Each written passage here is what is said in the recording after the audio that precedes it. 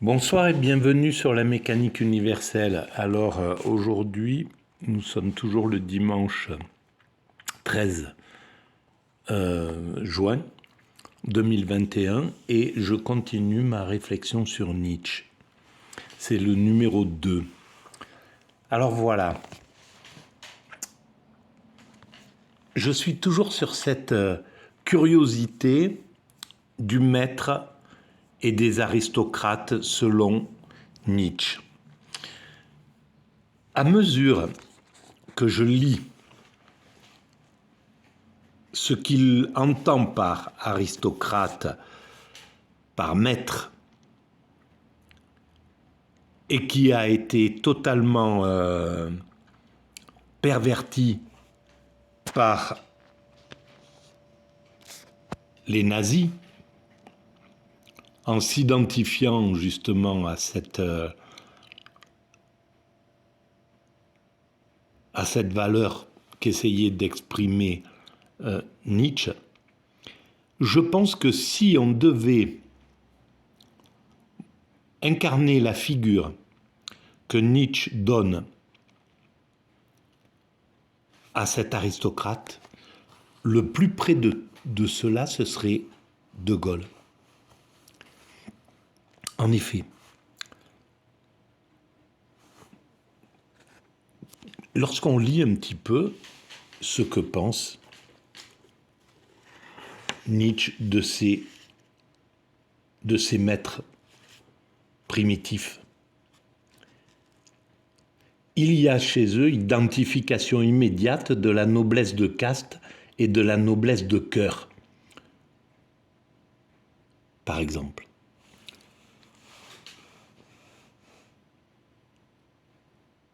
En fait, là où le bas blesse chez Nietzsche, c'est lorsqu'il enlève à ces aristocrates la pitié, la bienveillance,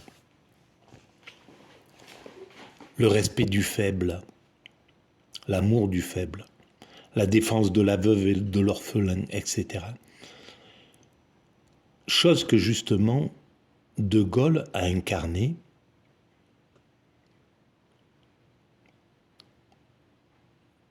dans cette vie qu'on peut estimer aristocratique au sens, c'est vrai, primitif du terme, comme l'entendait Nietzsche. Et c'est évident que on ne peut pas négliger en fait l'apport considérable de cette, on va dire, aristocratie, mais voilà, de ces premiers hommes qui ont pris en main des destins. Je ne parle pas de Gaulle, mais bien avant ce que, à l'origine de l'humanité finalement, et qui ont, selon Nietzsche par exemple, été à l'origine du langage. Enfin, voilà, de tout ce qui a été créé de grand par l'humanité. Et pourquoi pas, c'est vrai, pourquoi pas. Mais, à ce moment-là, faut pas se tromper d'aristocratie, entre guillemets. Les Hitler n'en sont pas.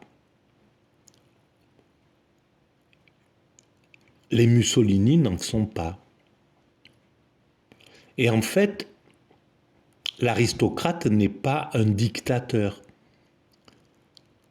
Selon Nietzsche, l'aristocrate, je pense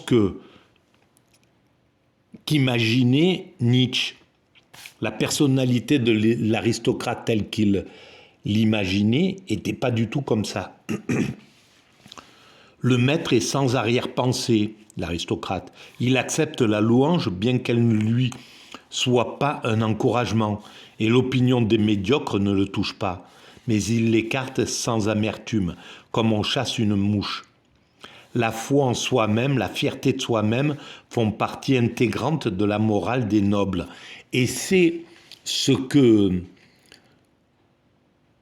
qui animait De Gaulle. La foi en lui-même. Donc c'était quelqu'un de... On pourrait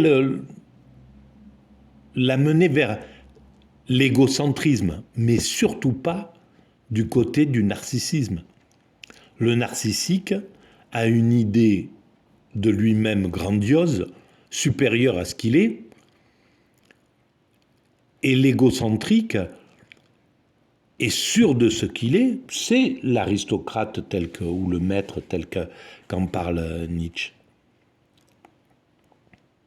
Il est sûr de ses capacités, il les surestime pas, il les sous-estime pas, il sait où il est placé, ce qu'il doit faire dans cette humanité, quel est son rôle, etc. Et c'est un chef, c'est clair, c'est un chef.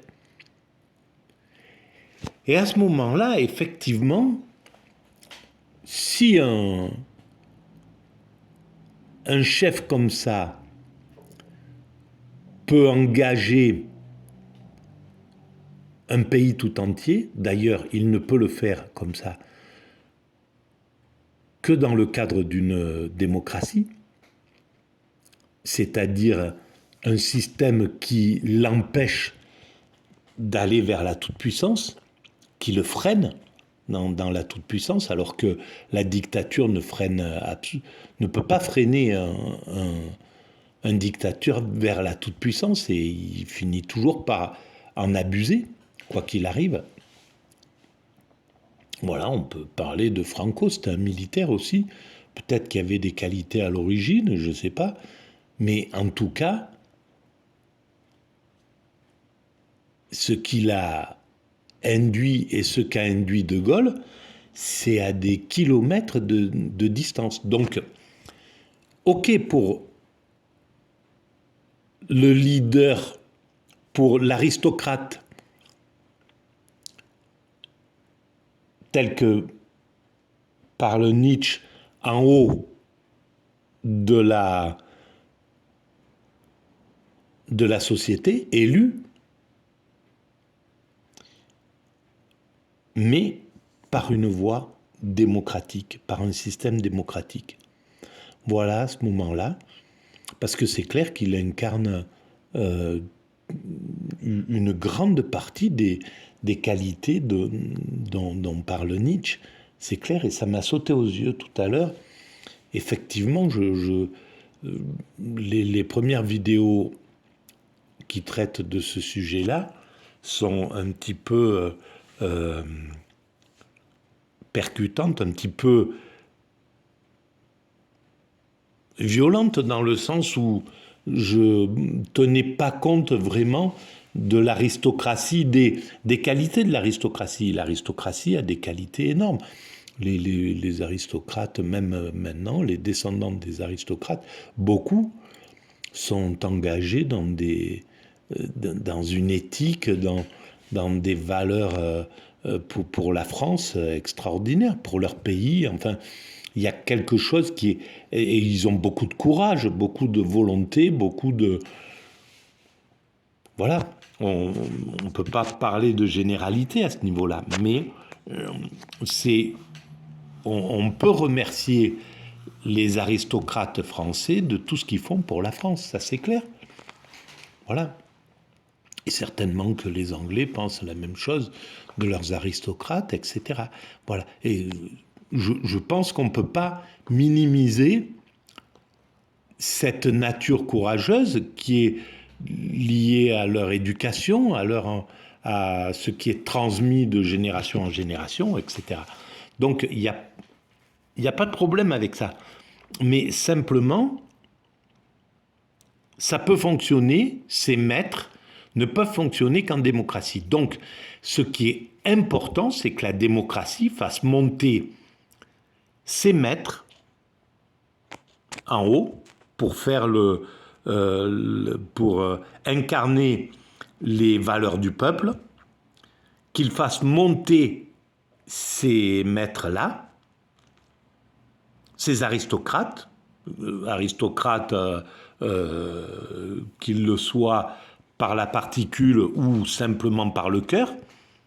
Voilà, mais et qu'on ne se trompe pas, au lieu qu'on ne monte pas des narcissiques à la tête de l'État, plutôt que des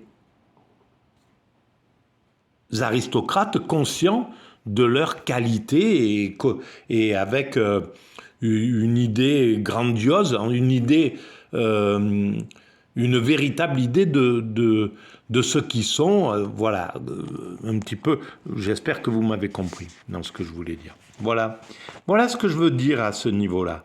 Merci de votre écoute.